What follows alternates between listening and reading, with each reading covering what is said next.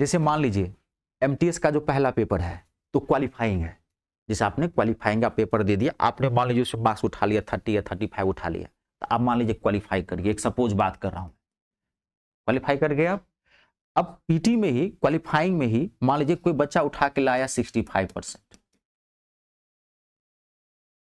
आप क्वालिफाई तो आप भी किए हो ना, क्वालिफाई तो वो भी किया है ना। अब वो गया सेकेंड पेपर के लिए, आप भी पहुंचे, ये भी पहुंचा, पहुंचे तो दोनों ना, क्योंकि क्वालिफाइंग का मतलब क्या होता है, एक दायरा होता है भाई। आप जैसे सीसैट में क्या है कि आप 30% ले लेते हैं, तो 30% कर गए तो आप सीसैट आप कवर किए, लेकिन एक जब फाइनल लिस्ट बनती है और जब मार्क्स क्लैश करने लगता है तो फिर अब वो देखा जाता है कि बच्चा क्वालिफाइंग में कितने परसेंटेज एक्स्ट्रा लाया था। बहुत सारी चीजें होती है, आप अगर समझोगे कभी कल आपको हैरानी हो जाएगी। जानते हैं कभी कल सिलेक्शन अल्फाबेटिकल हो जाता है, अल्फाबेटिकल नाम से। अब जैसे देखिए उदाहरण के तौर पर, अब मान लीजिए लास्ट स्टेज में सीट में सिलेक्शन लेना है, मान लीजिए 5000 सीटें थी, अब लास्ट फंस रहा है, अब 2 बच्चे हैं, 1 सीट है। अब ध्यान समझिए, 2 बच्चे हैं, 1 सीट है, सिलेक्शन होता है ना, अब हो गया, मान लीजिए 5000 सीट थी, उसमें 4999 का खत्म हो गया, अब 1 है। अब इस 1 सीट के लिए 2 बच्चा दावेदारी कर रहा है, 2 का आया है, 2 का, एक का नाम है अमन, एक का नाम है राजेश, ठीक है। अब ध्यान देखना, बहुत डीप की बात आ रहा हूं, ऐसे ये मुझे बताना नहीं चाहिए, रिकॉर्डिंग भी हो ही रही है, इसे बताना नहीं चाहिए गवर्नमेंट का। एक्चुअली क्या होता है ना कि मुझे पता नहीं रहता क्या डालता है, वो तो मेरा टेक्नीशियन का काम है, मैं तो रिकॉर्डिंग करके देता हूँ, मैं तो देखता भी नहीं हूँ क्या डालता है क्या नहीं डालता है, तो आप जानते हो सब थोड़ा ठीक नहीं लगता ना कि सब चीज़ों में। कोई नहीं, तो अमन है, एक राजेश है।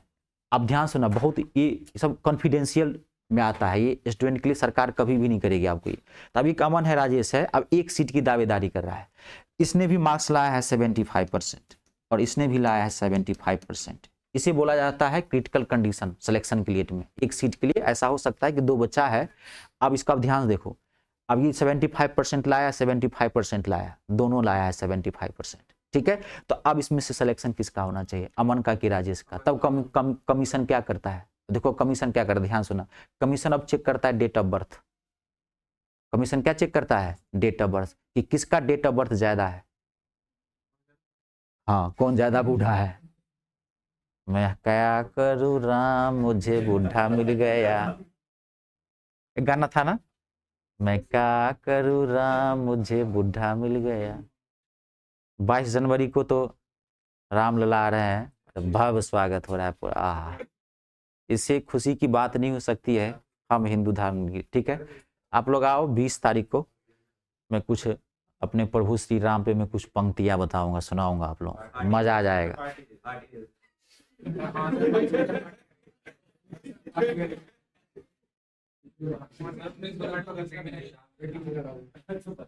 आप लोग 20 तारीख को आइएगा, कुछ 22 को, हाँ तो लोग 22 को ही कुछ मैं पंक्तियां सुनाऊंगा आप लोगों को, एकदम दिल खुश कर दूंगा, भाव विभोर कर दूंगा। अरे कुछ होना तो चाहिए ना भाई, हिंदू धर्म में अगर श्री राम प्रभु है ना, बहुत बड़ी बात, बहुत सपना था एक हिंदुओं का ना, ये बहुत बड़ा है तो नहीं, बाप रे बाप। तो उस दिन आप आइएगा, कुछ धार्मिक महफिल जमाएंगे, ज्यादा देर के लिए नहीं जमाएंगे, 10-15 मिनट के लिए। क्या समोसे की पार्टी, समोसे के लिए मार कर रहा है, प्रभु श्री राम अपने धरती पे आ रहे हैं, विराजमान हो रहे हैं, समोसे के लिए मार कर रहा है।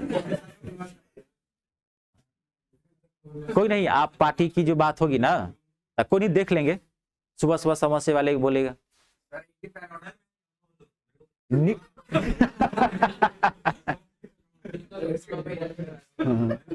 अच्छा चलिए कोई नहीं, 20 या 21 को आइए, ठीक है। मैं हाँ 22 को ही आइएगा आप, 22 मंडे है ना, ठीक है। अच्छा 21 संडे तो आएंगे नहीं, 22 को आइएगा। तो पहले तो कुछ मैं आपको अपने प्रभु श्री राम पे हम लोग कुछ पंक्तियां मैं सुनाऊंगा, हम भाव विभोर कर देंगे, दिल खुश हो जाएगा, ठीक है, टेंशन मत लीजिए, होना भी चाहिए भाई। हम लोग, हर व्यक्ति अपने धर्म की रक्षा करता है। अभी आप घटना एक सुने होंगे इंदौर का, एक बाल गृह थे, उसमें जानते हैं कि नहीं, घटना सुनी है कि नहीं।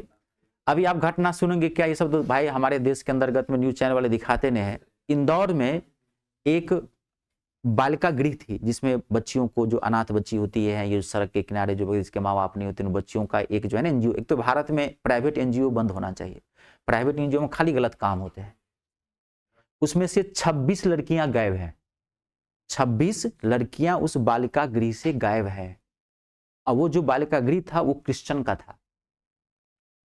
तो हर व्यक्ति अपने धर्म का प्रचार प्रसार करता है, ये हमारा धर्म भी कहता है। तो बाकी तो करते हैं, हम पीछे रह जाते हैं। हमारा धर्म ही इतना बड़ा है कि हम बचे हुए हैं, बाकी हर व्यक्ति अपने धर्म का प्रचार प्रसार करता है। अब अन्य धर्म में जाके देखो, क्रिश्चियन सब जबरदस्ती धर्म परिवर्तन करवाते रहता है, नहीं करवाता रहता। तो हमारा तो इतनी बड़ी खुशी की बात है, इससे बड़ा गर्व क्या हो सकता है ना। तो वो तो है ही। तो आप उस दिन आइए, कोई नहीं, उस दिन हम कुछ महफिल जवा ही देंगे 10-15 मिनट के लिए, डोंट वरी, ठीक है। तो अब यहाँ आते हैं, पहले बताता हूं। तो यहाँ अब क्या हो गया, डेट ऑफ बर्थ क्या हो गया। अब क्या क्या चेक किया जाएगा, डेट ऑफ बर्थ चेक किया जाएगा। इसमें डेट ऑफ बर्थ कौन ज्यादा बूढ़ा है, इसके अटेम्प्ट ज्यादा खत्म होने वाले हैं, ठीक है। अब देखिए लास्ट स्टेज एक और होता है, या तो उस पर क्राइटेरिया फाइनल कर देगा, और एक और करता है, अगर उसमें भी क्लैश करता है, ऐसा संयोग हो गया कि दोनों का डेट ऑफ बर्थ सेम आ गया, ऐसा हो 5,000 वैकेंसी निकलती है, 50 लाख बच्चा फॉर्म भरता है, तो कोइंसिडेंस की संभावना क्या होगी, ज्यादा। आप गौर करो ना, अब जो बच्चा भर रहा है, एक तो है कि 18 से 25, तो सारे बच्चे का एज तो 18 से 25 ही के आसपास होगा ना। तो जाहिर सी बात है 50 लाख में 5,000 का डेट ऑफ बर्थ होगा 2001, तो मैच नहीं करेगा। तो अब कमीशन यहां कहता है कि अगर इन दोनों का डेट ऑफ बर्थ सेम है और मार्क्स भी सेम है, तो तब नाम का पहला अक्षर देता है अल्फाबेटिकल ऑर्डर।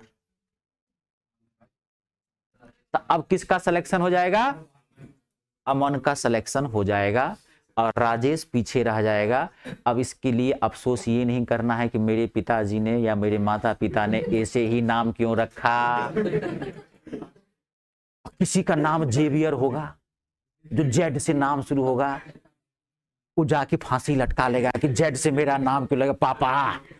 तो ये अब आप गौर करो, ये बात है किसके लिए, तो ये बात किसके लिए है, जब आप सबसे निचले पैदान पे हो, तब आपका मार्क्स बहुत खराब था, आपका मार्क्स बहुत अच्छा है, तो आप सेलेक्टेड। ये तो लास्ट स्टेज के लिए, जो एक सीट के लिए हो रहा है ऐसा।